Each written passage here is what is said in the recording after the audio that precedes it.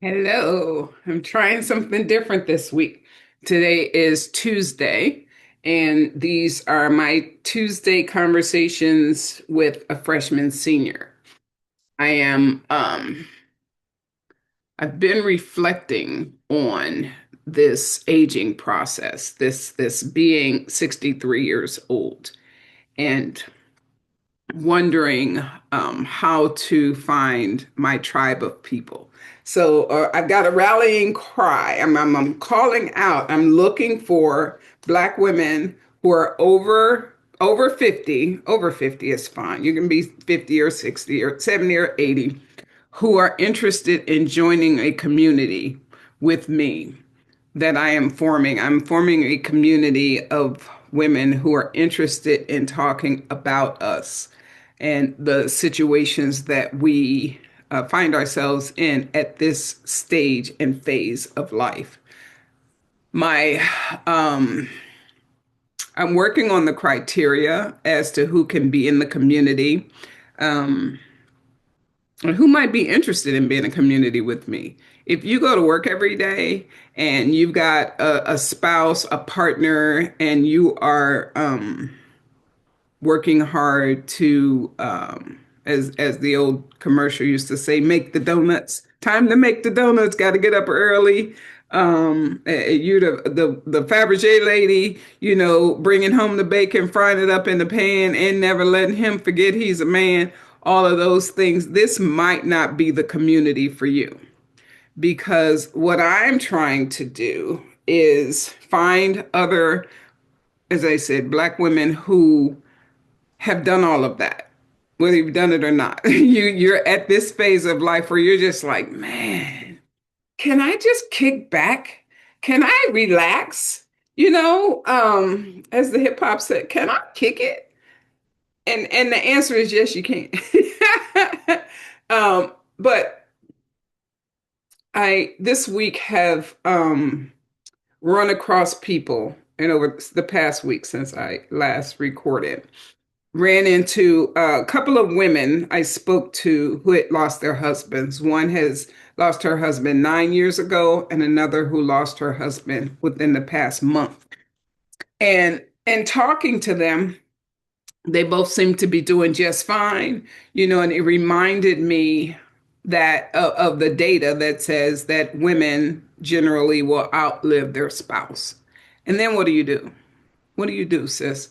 The one woman who lost her husband most recently, they had no children. So I just find myself thinking like I met her at the gym. She and I are in aqua aerobics class together. And she comes consistently, and that's one thing we do, right? I do it. I go to the gym 5 days a week, Monday through Friday. And that's one way that I fill my time as a senior, as my in my freshman senior life, and trying to get used to not being an employee who has to clock in. I travel also, so I work out because I wasn't able to do that consistently when I was working full time and taking care of my kids and doing all that other things to survive. But here I am now. And the woman whose husband died recently, he was 76. Okay. So if I look at that and I go, man, what if I only have 13 more years to live? Tomorrow is not promised. I might only have 30 more minutes. I might get off of here and something happens, right?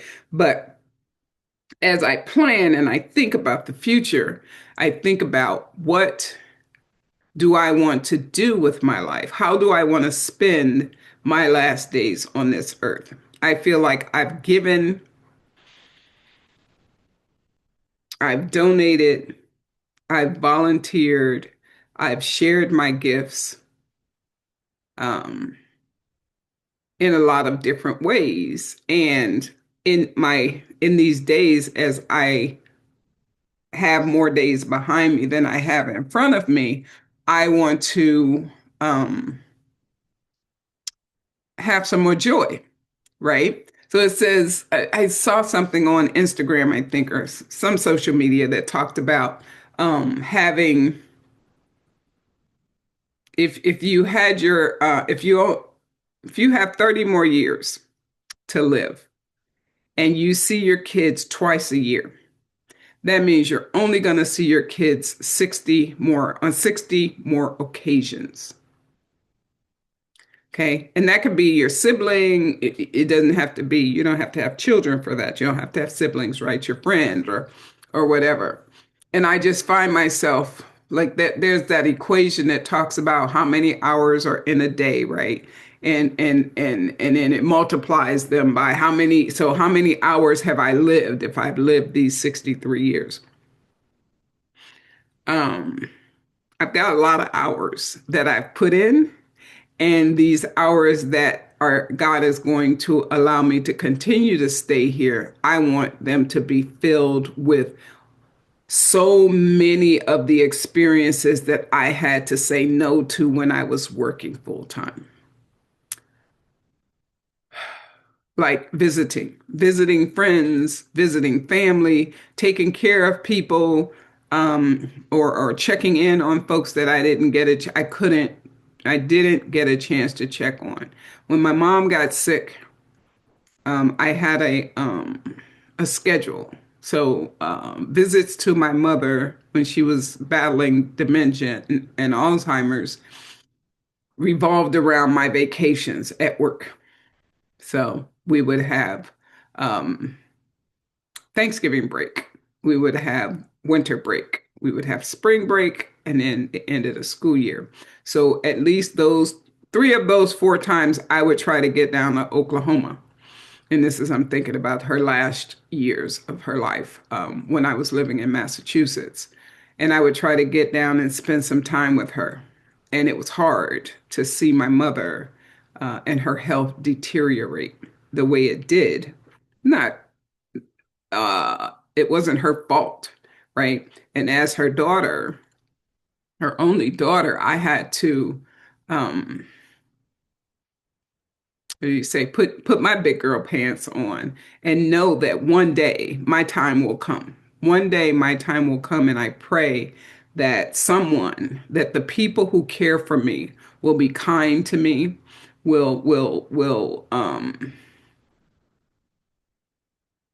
yeah, not abuse me. That has been my prayer for my life, my whole life. I'm grateful that that prayer has been answered. I've not been abused in my life, and I pray that as I live out these days, that that continues to be so. And I think sometimes even the people who think that they are being good caregivers um, can get short tempered.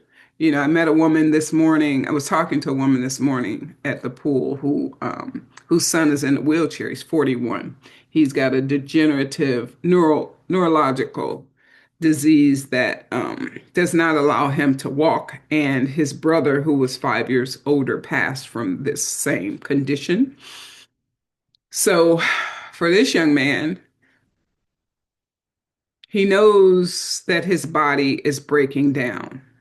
He you know, it's more pronounced, it's more apparent when he goes to the doctor or whatever, or if he just wakes up in the morning and he knows that he can't just hop out of bed and do what he wants to do. But he's an artist, and he has a website, and he has put his art, and he's a follower of Christ, and he draws, and then he sells his artwork online. And I'm like, man, I need to be doing more with my life.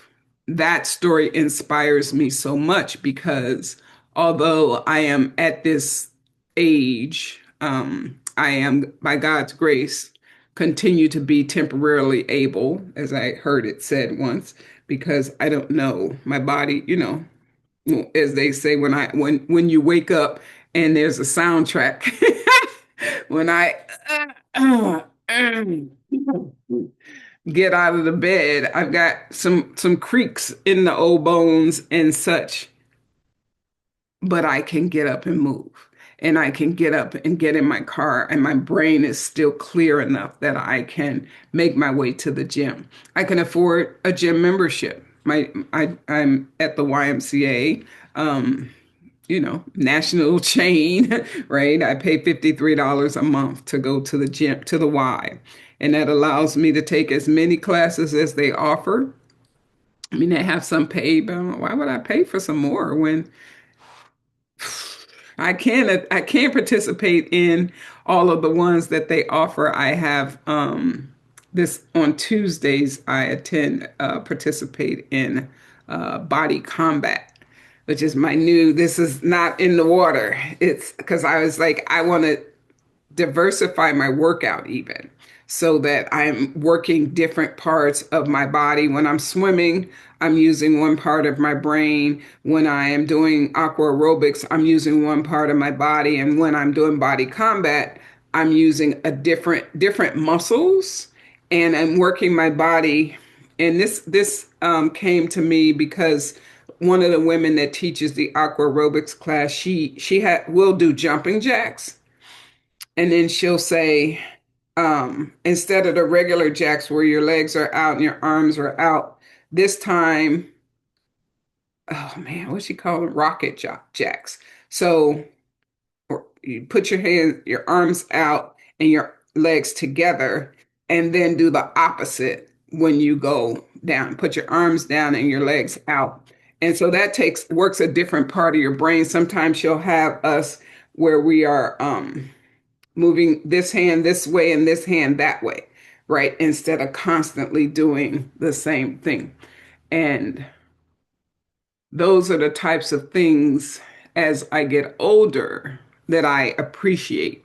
I appreciate having the activity of my limbs still, not having as much pain. I know a friend who I probably know more people that they don't even tell me about it, but who live with chronic pain, chronic, chronic pain. And it's hard. I have a friend who has vertigo, and I don't know, I can't imagine what those things are. And back to aging, I'm here. I'm still here. You're still here. If you are um, appreciating this phase of your life, if you are, um, as I said, this channel, even this challenge that I have created for myself. Okay, LaRonda, 52 weeks out of 2026, every week, every Tuesday, post on YouTube. Why? Because it's something different. It's a commitment that I had because I'm not on a steady work schedule. And it allows me to also feel like I get some of the things that go, some of the thoughts and ideas that are in my head, I get them out of my head and out into the world. And prayerfully, if it touches one person and one person can see themselves in my story, my work here is done. I appreciate you for watching, and another week. This is week 9 of my 52-week challenge. I'm very proud of myself when I can record and upload to YouTube. And prayerfully, by the end of this 52 weeks, I will have a community. I will have developed a habit that I'm comfortable being online, that I found ways to, like this time I'm recording on Zoom, and I'm going to see if I can upload it. Y'all wish me luck. Upload it into YouTube. This way I had been using Photo Booth, and I don't know if there's something wrong with my computer, but the my picture looks grainy. I have got this virtual background that looks absolutely clear, but my face looks grainy. As you see, I'm not a glamour puss anyway. I don't have to have my lipstick on and my eye makeup and things like that. What's most important to me is that I share and that I teach, that I try to, because I think by me sharing, I'm teaching someone else who may be out here feeling lonely and feeling like they can't do something. They be like, but that lady over there, She did it. She tried X, Y, and Z. And if she can, I can. And that's how I got started. And so be encouraged. And I'll see you next Tuesday. Don't feel bad about aging. Okay. There's, as they say, it beats the alternative, but even more than that, because I feel like that's reductive. Um, it's not bad, right? Being blessed enough to make it to this age. It's my mother, when she was this age, she was in the throes of dementia. So being able to make it to this age, live by myself, support myself, um, is pretty cool. Make my own decisions. Pretty cool. All right. See you next Tuesday. Bye.